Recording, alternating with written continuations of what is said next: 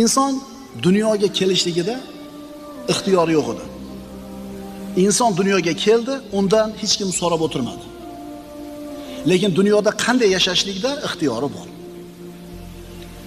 Astagfirullah. Man kana yuridu al-ajilata ajjalna lahu fiha ma nasha'u liman nurid.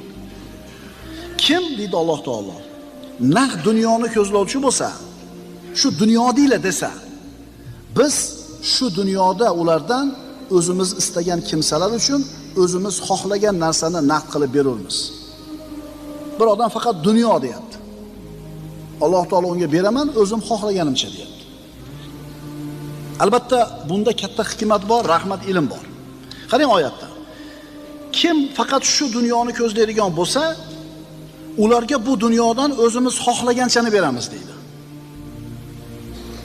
Agar insonga mana shu dunyoni